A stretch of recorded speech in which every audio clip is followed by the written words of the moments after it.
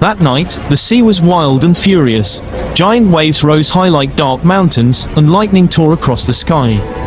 The massive cargo ship, Marina Star, was struggling against the storm somewhere in the South Pacific Ocean.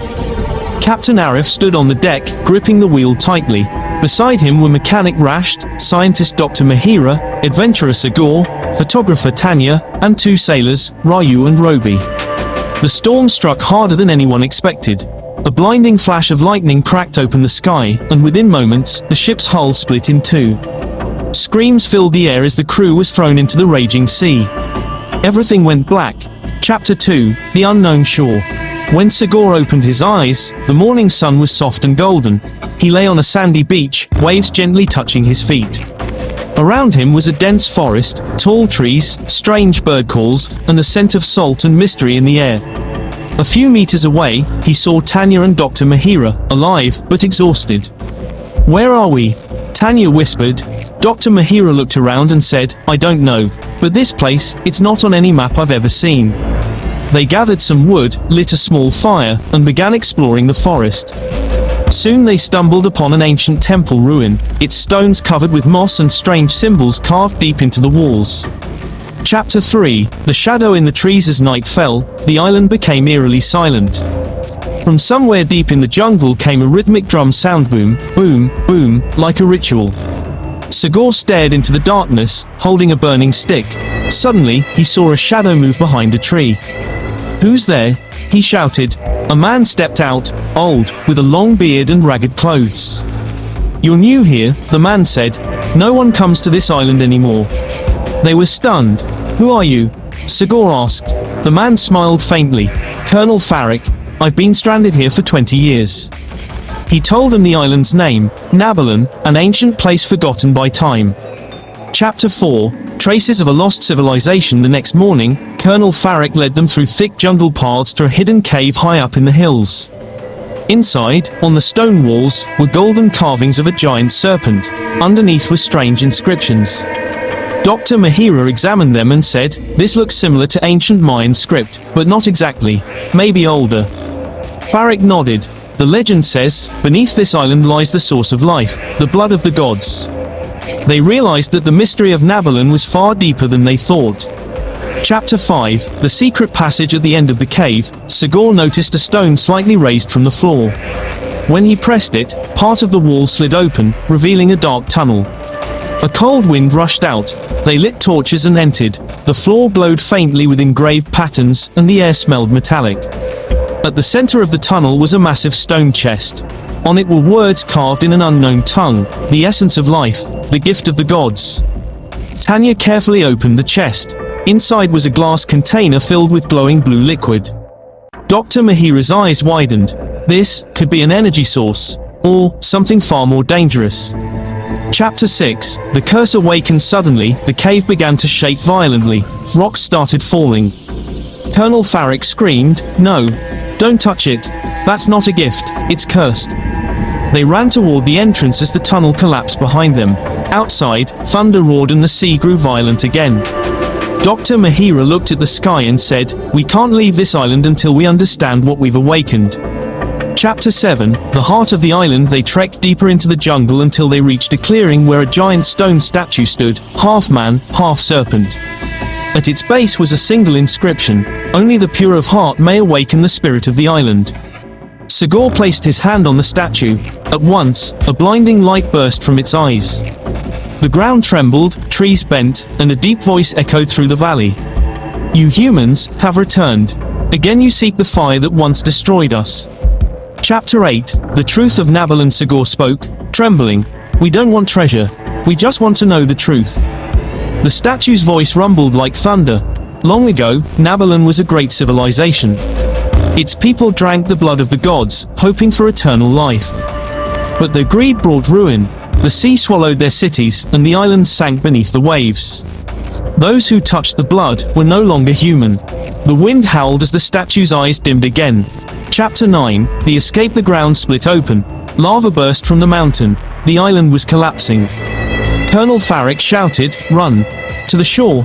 Through ash and fire, they raced to the beach, where, miraculously, a broken lifeboat floated near the rocks. They climbed aboard and paddled with all their strength as Nabalan sank behind them into the ocean's depths. Chapter 10, the final secret. 3 months later, they were rescued by a passing ship. But something was wrong. Dr. Mahira noticed that Saga's eyes glowed faintly blue under the light. She stared at him. "Sagor, that drop of the blue liquid you touched, it's still inside you." Sagor smiled quietly. "Maybe the island didn't die, Mahira. Maybe it lives in me now." He turned to the horizon. Far away, deep under the golden sky, a faint blue shimmer flickered over the ocean, as if the island of Nabalan was breathing again.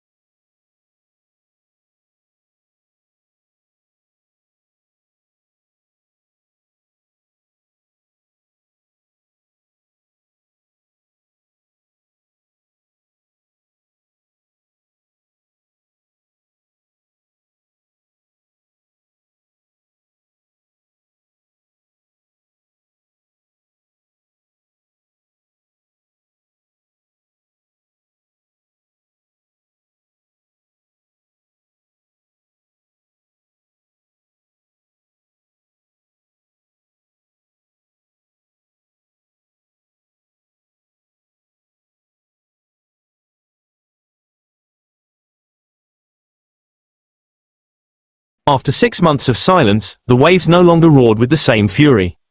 The storm that had swallowed Nabalan seemed like a distant dream, yet Sagor often woke up at night hearing whispers from the sea. He had moved to a quiet town by the coast, trying to forget the island, but the island had not forgotten him. One morning, he found glowing marks on his wrist, the same ancient symbols carved into Nabalan's temple walls. When he touched them, they shimmered like blue fire and pulsed in rhythm with his heartbeat. Then, faintly, a voice spoke inside his mind, "Child of the sea, we are not gone." He tried to tell Dr. Mahira, but she already knew something was happening. She had secretly kept a drop of the glowing blue liquid that once rested inside the sacred chest. Under the microscope, the drop seemed alive, forming shapes, reacting to sound, almost breathing. "It's not just energy," she told him. "It's a living organism. It's inside you now." Saga's pulse raced. "What does it want?" Mahira looked at him, her face pale. "To return home." That night, the ocean turned electric blue. Fishermen fled as the tide began to rise unnaturally fast. Sagor stood on the beach, drawn toward the waves. The wind howled but the sea grew calm around him. The voice grew louder. "The blood calls you. The island lives through you." A column of light rose from the sea, swirling around him, lifting him off the ground. When it faded, a golden disc lay at his feet, engraved with the serpent symbol, the mark of Nabalan. Days later, an encrypted message reached Dr. Mahira's lab.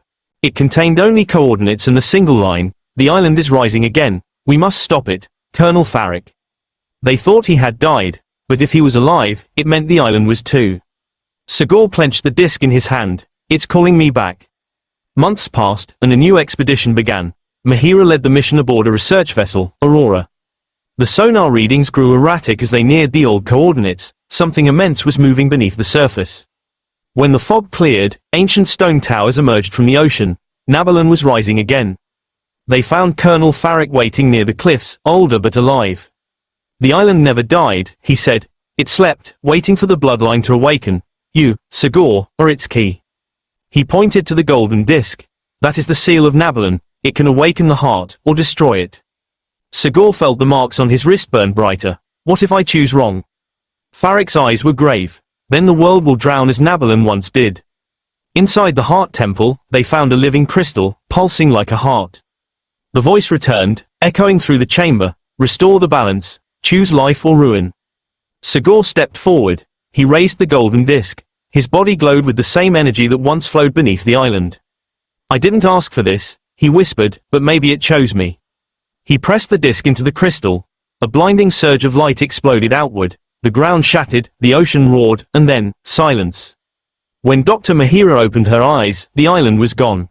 Only calm waves remained. Weeks passed. Every night, she dreamed of Sagor, standing on the water, surrounded by blue light. Then, one evening at sunset, as she stood by the sea, she saw a figure walking across the horizon. It was him. He smiled softly, his voice carried by the wind. "The island sleeps again, but its spirit lives on." Before she could speak, his body dissolved into radiant blue light and vanished into the sea. The waves shimmered for a long time afterward, as if whispering his name. Years went by. Sailors sometimes claimed they saw a glowing island beneath the moonlit water, and a blue figure standing guard above it, protecting the world from the depths below. They say he is still there, the last guardian of Nabalon. Watching, waiting, until the sea calls again. The world had changed. 10 years passed since Dr. Mahira's final book. The ocean grew stranger, its tides moving in ways no scientist could explain. Ships that sailed too far into the Pacific vanished without a trace, and fishermen spoke of glowing lights under the water, lights that moved like living creatures. Rumors spread of a guardian spirit, protecting a lost kingdom beneath the sea. Some said it was a ghost, others said it was a new life form. But deep down, in her quiet home near the coast, Mahira knew the truth. She was old now, her hair silver, but her eyes still held the light of Nabalon. One night, as she stood by the shore, the ocean began to glow once more. Waves rose higher, forming a circular pattern that spread across the horizon. Then came a low hum, the same ancient sound that once echoed through the heart temple. From the center of the sea, a figure rose. It was him, Sagor. But he was no longer the man she had known. His body shimmered with liquid light, his eyes like twin stars. Around him floated fragments of the golden temple, rebuilt by the sea itself. Greater than Mahira, his voice whispered through the wind. "The balance is breaking. Something is coming." Before she could speak, the sea around him churned violently. Dark shapes moved beneath the waves, massive, serpentine creatures made of shadow and stone. They were the keepers of the deep, ancient guardians that had once served Nabalon but now awakened in rage, confused by centuries of silence. The ocean roared as they broke the surface, 3 colossal beings with glowing red eyes. The skies turned black, lightning slashed across the horizon, and the world trembled. Sagor lifted his hand. A circle of blue energy spread around him, pushing back the storm. "Greater than, go back to sleep," he commanded, his voice calm but filled with power. But the creatures did not listen. They attacked, crashing through the water like mountains come alive. The sea erupted in chaos. Sagor fought them with blinding light, every movement shaking the waves. The ocean glowed blue and red, clashing like fire and lightning. Mahira watched from the shore, powerless, tears streaming down her face. "Greater than, please, Sagor. Don't do this alone," she cried. He turned to her one last time. "Greater than, this is my destiny. I was born from the island, and I will die with it." Then, with one final cry, he raised both hands toward the sky. A column of pure light shot upward, piercing the clouds. The creatures screamed and dissolved into mist, their red eyes fading into the darkness. The ocean began to calm, glowing softly like starlight. As the light faded, Mahira saw Sagar's form begin to disappear. He smiled at her, the same warm smile she remembered from years ago. "Greater than, the sea will always remember you," he said gently. "Goodbye, my friend." And then he was gone. The waves fell silent once more. When the storm cleared, a new island stood where the ocean had glowed, small, green, and peaceful. No one could explain how it appeared overnight, but the locals called it Isla Mahira. Dr. Mahira passed away soon after, her face serene, as if she had simply gone home. Her diary was found by a young explorer who read her final words. Greater than, he did not vanish. He became the sea itself. Years later, travelers sometimes saw a blue light beneath the water near Isla Mahira. Those who looked closely swore they saw a figure watching over the deep, calm, eternal, unbroken. They called him the Blue Guardian, protector of the ocean, keeper of the lost island of Nabalon. And in the silence of the sea, his voice could still be heard, a whisper in the waves. The scorching desert sun blazed over the endless golden sands of Egypt. From a distance, the dunes shimmered like waves of a golden sea. And there, rising proudly against the horizon, stood one of the greatest wonders of the world, the Great Pyramid of Giza Pyramid Complex. For centuries it had guarded secrets no one had fully uncovered. Some said a hidden treasure lay buried within its stone heart. Others believed it carried a powerful curse. Among the many explorers drawn to this mystery was a young archaeologist named Aryan. Ever since his childhood in Bangladesh, he had been fascinated by the history of Egypt, its pharaohs, gods, and timeless monuments. Now, finally, his dream had come true. He was part of an international research team sent to study the pyramids.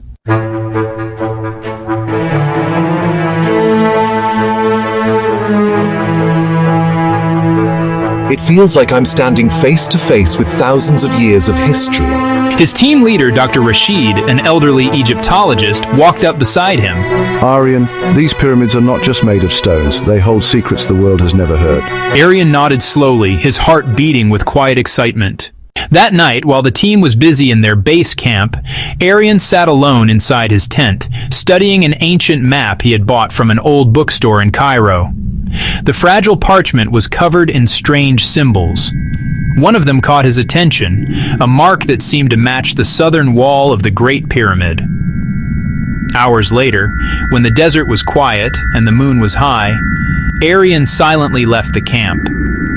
The moonlight painted the sand silver as he walked toward the pyramid. He placed his hand on the exact spot shown on the map. The stone wall trembled. With a soft rumble, a hidden door opened before him. His heart pounded. Without telling anyone, Aryan stepped inside. Behind him, the stone door slid shut, sealing him in darkness.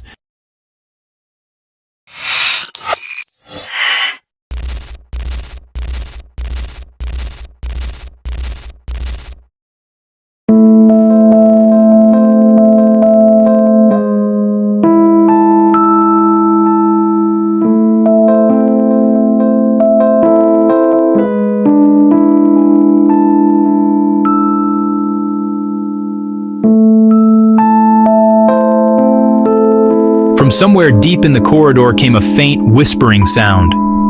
It felt as if the walls themselves were breathing. But Aryan pressed on. Curiosity burned brighter than fear. Room after room, he ventured deeper until he reached a large circular chamber.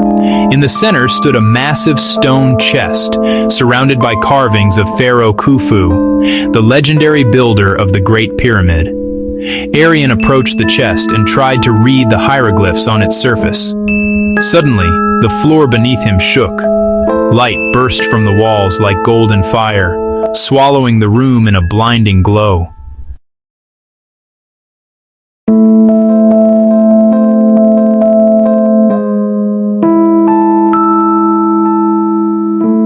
When Aryan opened his eyes, the world around him had changed.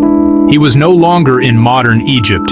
He was standing in ancient Egypt around 2560 BC. The air was alive with the sound of construction. Slaves dragged massive stones, priests chanted prayers, and soldiers stood guard around the royal palace. High on a golden throne sat the mighty Pharaoh Khufu himself. As Aryan tried to understand what was happening, a tall priest approached him. Welcome, chosen one. To claim the Pharaoh's treasure, you must pass through 3 trials. Only the worthy may hold what lies beyond. Aryan swallowed hard. There was no turning back now.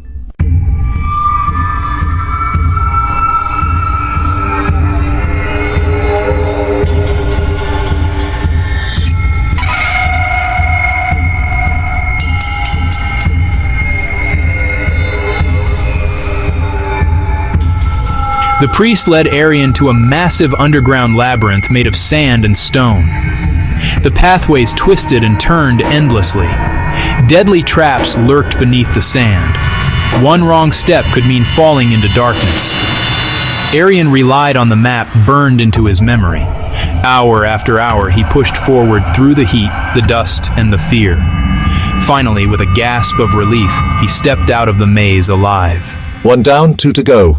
Trial 2, the Door of Knowledge. Next came an ancient stone door carved with 4 symbols: the sun, the moon, a hawk, and a river. The priest's voice echoed, Only wisdom can open this door. Arian remembered his history lessons. Pharaoh Khufu's empire was built under the symbol of the sun. He touched the sun symbol. The stone door slowly creaked open. Trial 3, the Circle of Fire. Arian entered a chamber filled with blazing flames. A ring of fire surrounded the final passage. The heat was unbearable, sweat rolling down his forehead. But he clenched his fists, whispered, I won't let history win without me. At the center of the chamber stood a golden chest, glowing like a star in the darkness. Arian slowly opened it. Inside lay a dazzling golden crown, emeralds, sapphires, and an ancient scroll inscribed with a spell of immortality. Suddenly, a deep, echoing voice filled the room. A figure of pure light emerged, the spirit of Pharaoh Khufu himself. This treasure is not meant for greed. It belongs to one who will use it for the good of mankind.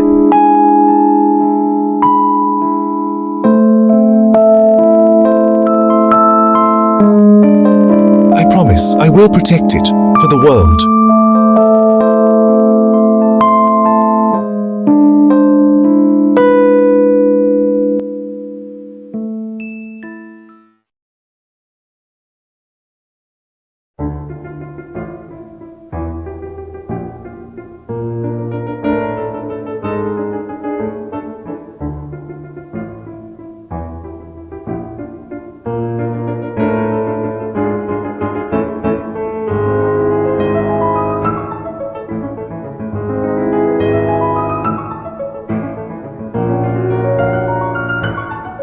Arian, how did you get in here?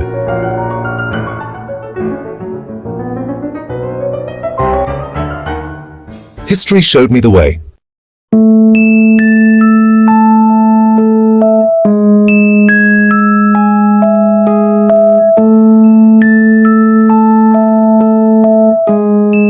The Great Pyramid still stands, silent and timeless. The world believes its greatest secrets remain hidden beneath layers of stone. And maybe they do. But Arian knows the truth. Somewhere beneath the sands of Egypt, the pharaoh's hidden treasure still waits, not for gold hunters, but for those who seek knowledge, wisdom, and courage.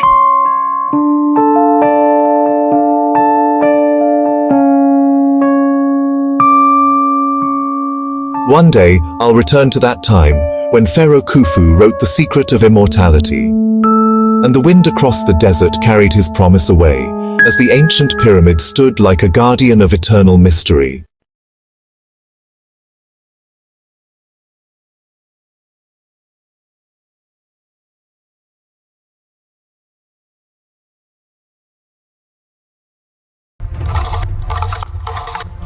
The golden sun hadn't even stretched across the horizon when this story truly began. Not in Egypt, with its ancient stones and endless sand, but 1,000 miles away, in a quiet Bangladeshi village where the river runs still and secrets hide in the mist. That's where I found myself, Rafiq, clutching a secret I dared not share. Egypt had changed me. Since returning, I'd wandered my village like a shadow, silent, lost in thought.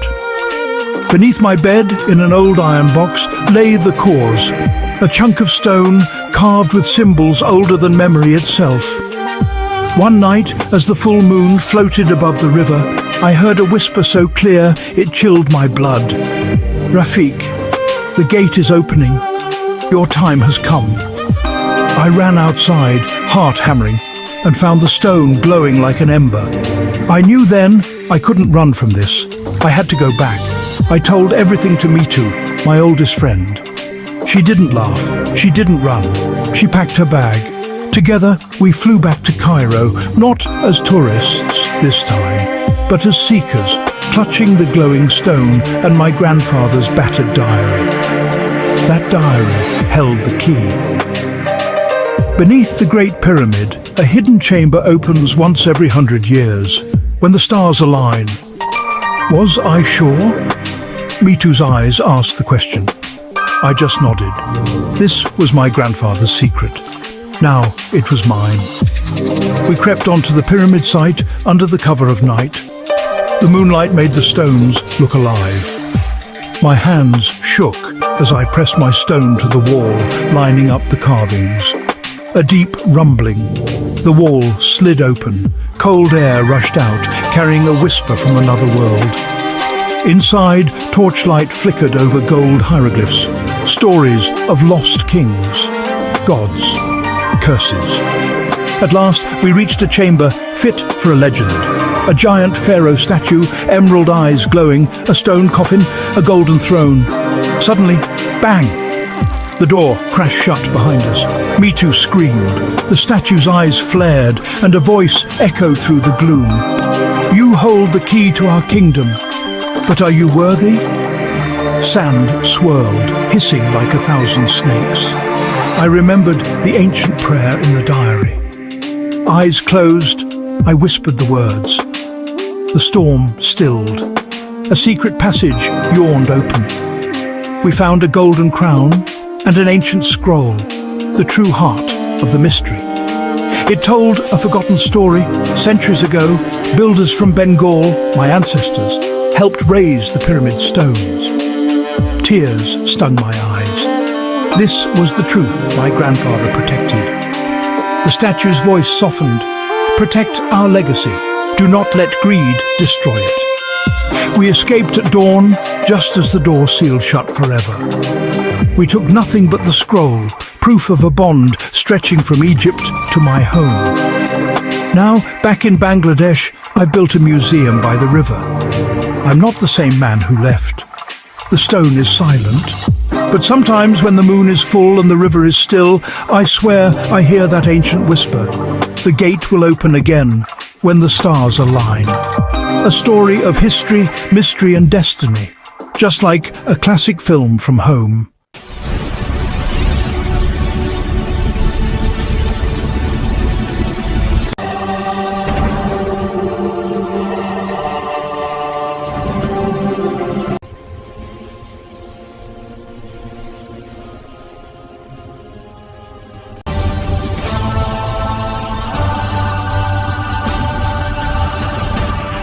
After returning to Bangladesh, Rafiq's life was no longer the same.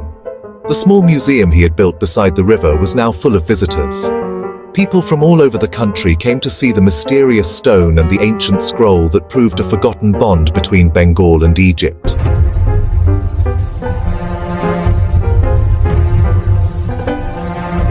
Rafiq, the final door must be opened. Your time has come. Rafiq opened his eyes. The stone under the glass was glowing again, this time brighter than ever before. He realized the mystery wasn't over. The real chapter was still waiting. Rafiq called Mitu. She was now studying history at the university, but she didn't hesitate even for a second. Let's go, Rafiq. We must finish what we started. They set off for Egypt again, but this time, the journey was dangerous. A group of international smugglers had discovered their secret. They were following Rafiq and Mitu, hoping to steal whatever treasure they might find inside the pyramids of Giza. Rafiq and Mitu understood that time was running out.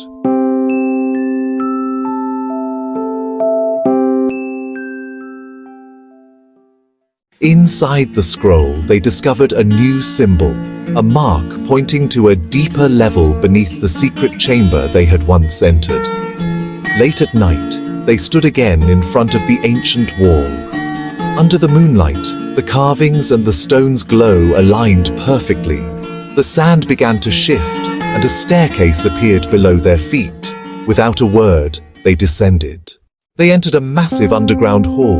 The walls were decorated with golden engravings, showing Bengali craftsmen working side by side with Egyptian builders centuries ago. At the center stood a huge circular door. Above it was a line carved in ancient letters.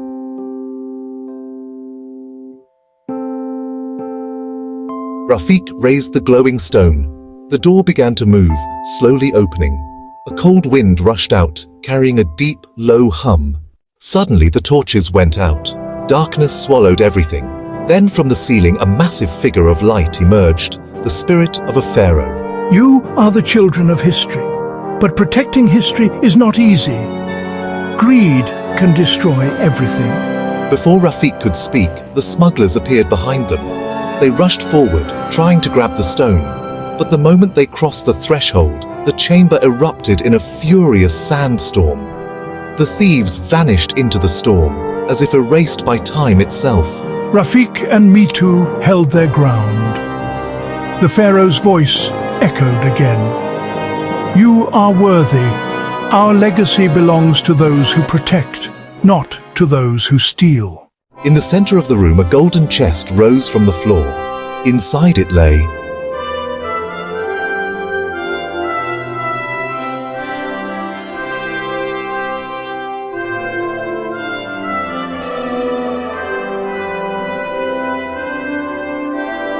This legacy does not belong to one land. It belongs to the world. Your duty is to protect it, not to hide it. The chamber slowly began to close. The stone's glow faded. The mystery was now theirs to guard. Back in Bangladesh, Rafiq and Mitu handed over the artifacts to an international archaeological organization. The world finally learned the truth. Centuries ago, Bengali builders had played a vital role in the construction of the pyramids. News spread across the globe. Their village museum became a place of world heritage. Mitu became a renowned archaeologist, and Rafiq established a historical research center to preserve forgotten stories. One night, standing by the river, Rafiq looked up at the stars. A soft whisper floated through the wind.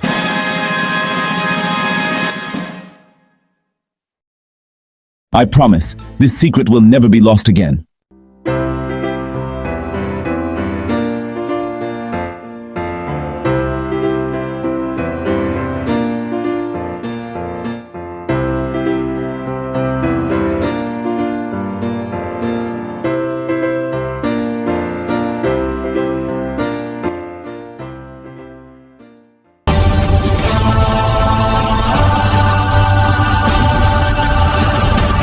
Once upon a time, there was a small fishing village on the southern coast of Bangladesh. Beside the village stretched a vast blue ocean.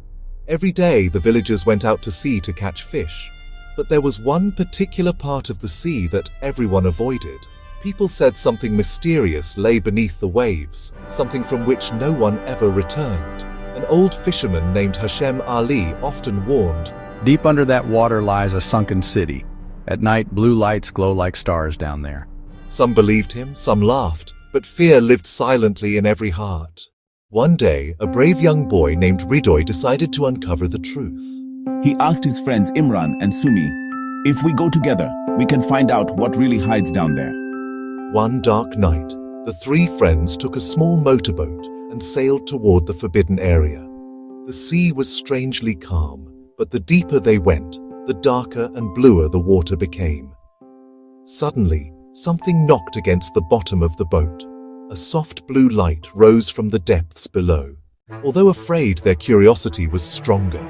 Wearing life jackets, they dived into the deep. As they swam down, the ocean became brighter. Soon they saw something unbelievable, a huge palace, statues, streets, and towers. A whole city buried under the sea. Strange glowing symbols were written above the palace gate. When Ridoy touched them, the gate slowly opened. Inside, hundreds of small blue orbs floated in the water, lighting up everything like stars. On the walls, ancient paintings told the story of a powerful city that had once lived above the sea, but one day it had sunk forever. Then from behind, a deep voice echoed through the water. Leave, now. They turned around and saw a shadow floating, an ancient king spirit. He spoke. This city was destroyed because of human greed. People took everything from nature, so the ocean swallowed the city.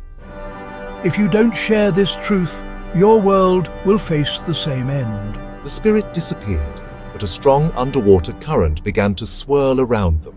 They realized they had no time to waste. The three friends swam to the surface, climbed into their boat, and rushed back to shore. When they told the villagers, some believed them, others thought it was just a story. But Redoy knew what he had seen was real. A few days later, storms and high waves began to rise exactly over that forbidden part of the sea. At night, people saw the blue lights glowing beneath the waves again. The villagers finally understood. It wasn't a myth, it was nature's warning. From that day on, the people respected the ocean, treated it with care, and stopped taking more than they needed. And Redoy often stood at the shore, gazing at the water, knowing that deep down there lay a hidden city, a silent guardian of history, warning humanity to never repeat the same mistakes. Once upon a time, there was a small fishing village on the southern coast of Bangladesh. Beside the village stretched a vast blue ocean. Every day, the villagers went out to sea to catch fish. But there was one particular part of the sea that everyone avoided. People said something mysterious lay beneath the waves, something from which no one ever returned. An old fisherman named Hashem Ali often warned, Deep under that water lies a sunken city. At night, blue lights glow like stars down there. Some believed him, some laughed, but fear lived silently in every heart. One day, a brave young boy named Redoy decided to uncover the truth. He asked his friends Imran and Sumi, If we go together, we can find out what really hides down there. One dark night, the three friends took a small motorboat and sailed toward the forbidden area. The sea was strangely calm, but the deeper they went, the darker and bluer the water became. Suddenly, something knocked against the bottom of the boat. A soft blue light rose from the depths below. Although afraid, their curiosity was stronger. Wearing life jackets, they dived into the deep. As they swam down, the ocean became brighter. Soon they saw something unbelievable, a huge palace, statues, streets and towers, a whole city buried under the sea. Strange glowing symbols were written above the palace gate. When Redoy touched them, the gate slowly opened. Inside, hundreds of small blue orbs floated in the water, lighting up everything like stars. On the walls, ancient paintings told the story of a powerful city that had once lived above the sea. But one day, it had sunk forever. Then, from behind, a deep voice echoed through the water. Leave now. They turned around and saw a shadow floating, an ancient king's spirit. He spoke. This city was destroyed because of human greed. People took everything from nature, so the ocean swallowed the city. If you don't share this truth, your world will face the same end. The spirit disappeared, but a strong underwater current began to swirl around them. They realized they had no time to waste. The three friends swam to the surface, climbed into their boat, and rushed back to shore. When they told the villagers, some believed them, others thought it was just a story. But Redoy knew what he had seen was real. A few days later, storms and high waves began to rise exactly over that forbidden part of the sea. At night, people saw the blue lights glowing beneath the waves again. The villagers finally understood. It wasn't a myth, it was nature's warning. From that day on, the people respected the ocean, treated it with care, and stopped taking more than they needed. And Redoy often stood at the shore, gazing at the water, knowing that deep down there lay a hidden city, a silent guardian of history, warning humanity to never repeat the same mistakes. Once upon a time, there was a small fishing village on the southern coast of Bangladesh. Beside the village stretched a vast blue ocean. Every day, the villagers went out to sea to catch fish. But there was one particular part of the sea that everyone avoided. People said something mysterious lay beneath the waves, something from which no one ever returned. An old fisherman named Hashem Ali often warned, Deep under that water lies a sunken city. At night, blue lights glow like stars down there. Some believed him, some laughed, but fear lived silently in every heart. One day, a brave young boy named Ridoy decided to uncover the truth. He asked his friends Imran and Sumi, "If we go together, we can find out what really hides down there." One dark night, the three friends took a small motorboat and sailed toward the forbidden area. The sea was strangely calm, but the deeper they went, the darker and bluer the water became. Suddenly, something knocked against the bottom of the boat. A soft blue light rose from the depths below. Although afraid, their curiosity was stronger. Wearing life jackets, they dived into the deep. As they swam down, the ocean became brighter. Soon they saw something unbelievable, a huge palace, statues, streets, and towers. A whole city buried under the sea. Strange glowing symbols were written above the palace gate. When Ridoy touched them, the gate slowly opened. Inside, hundreds of small blue orbs floated in the water, lighting up everything like stars. On the walls, ancient paintings told the story of a powerful city that had once lived above the sea, but one day it had sunk forever. Then from behind, a deep voice echoed through the water. Leave, now! They turned around and saw a shadow floating, an ancient king spirit. He spoke. This city was destroyed because of human greed. People took everything from nature, so the ocean swallowed the city. If you don't share this truth, your world will face the same end. The spirit disappeared, but a strong underwater current began to swirl around them. They realized they had no time to waste. The three friends swam to the surface, climbed into their boat, and rushed back to shore. When they told the villagers, some believed them, others thought it was just a story.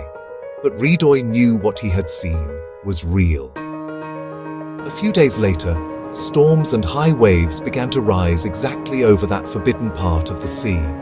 At night, people saw the blue lights glowing beneath the waves again. The villagers finally understood. It wasn't a myth, it was nature's warning. From that day on, the people respected the ocean, treated it with care, and stopped taking more than they needed. And Ridoy often stood at the shore, gazing at the water, knowing that deep down there lay a hidden city, a silent guardian of history, warning humanity to never repeat the same mistakes. Once upon a time, there was a small fishing village on the southern coast of Bangladesh. Beside the village stretched a vast blue ocean. Every day, the villagers went out to sea to catch fish. But there was one particular part of the sea that everyone avoided. People said something mysterious lay beneath the waves, something from which no one ever returned. An old fisherman named Hashem Ali often warned, Deep under that water lies a sunken city. At night, blue lights glow like stars down there. Some believed him, some laughed, but fear lived silently in every heart. One day, a brave young boy named Ridoy decided to uncover the truth. He asked his friends Imran and Sumi, "If we go together, we can find out what really hides down there." One dark night, the three friends took a small motorboat and sailed toward the forbidden area. The sea was strangely calm, but the deeper they went, the darker and bluer the water became.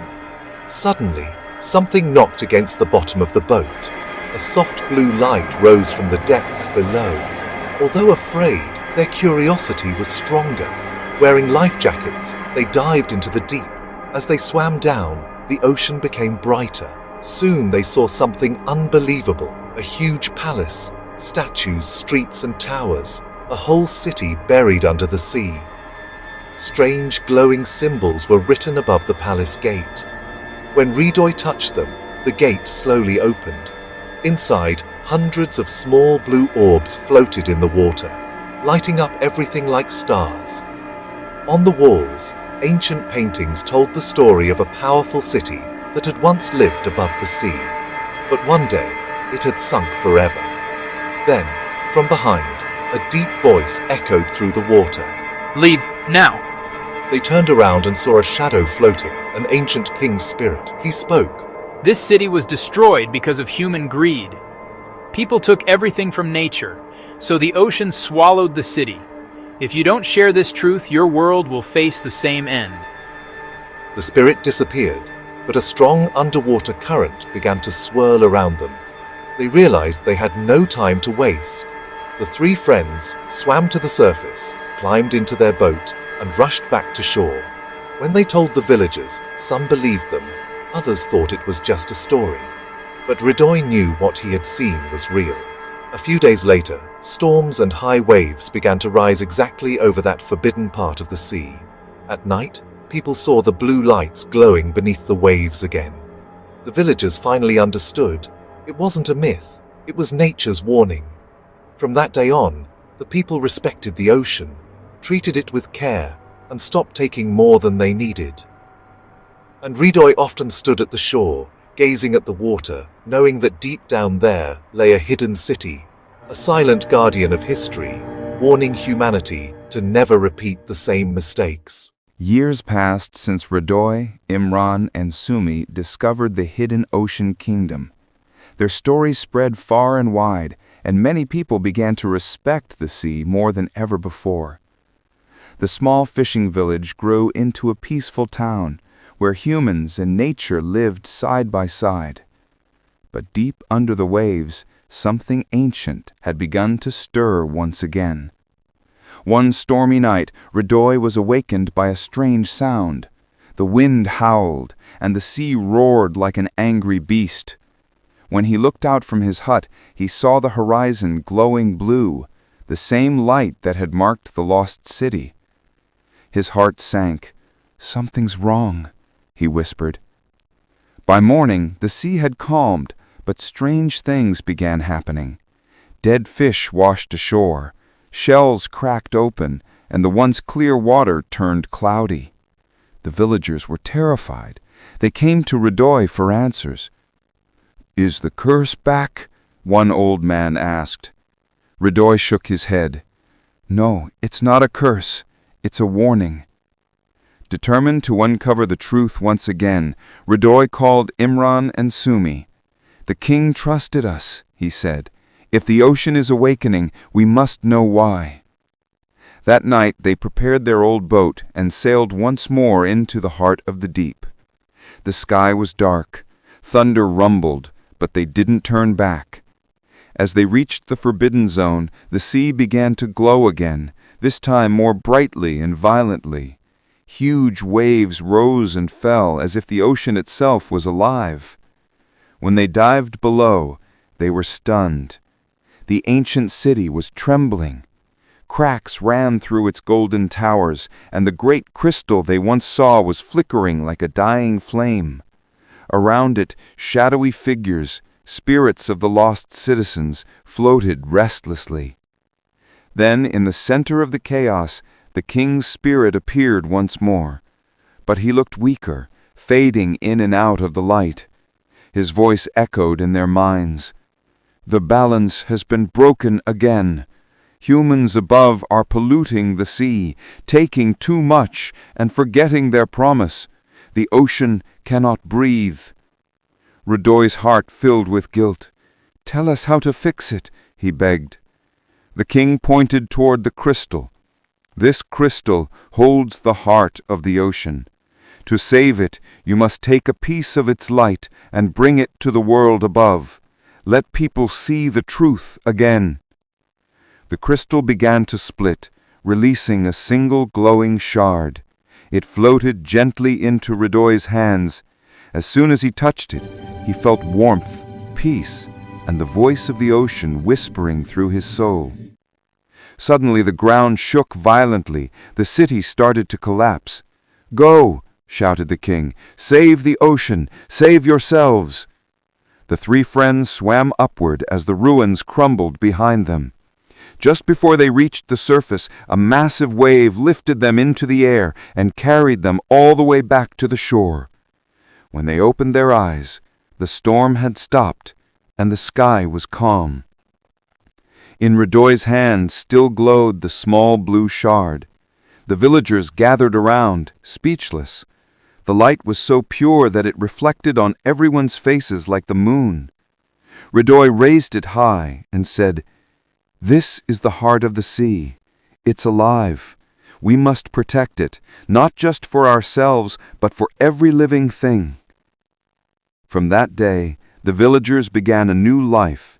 They stopped throwing waste into the water, planted trees along the shore, and taught their children about the promise of the ocean. The blue light from the shard was placed inside a crystal shrine near the beach, glowing softly every night, a reminder of the bond between humans and the sea. Years later, when Radoy grew old, he often sat beside the shrine with children around him, telling them the story of the lost city, the king's warning, and the ocean's heart. And far below the waves, the spirit of the king watched silently, his city now resting peacefully once again. The sea glowed gently in gratitude, whispering through the wind, "Balance has returned."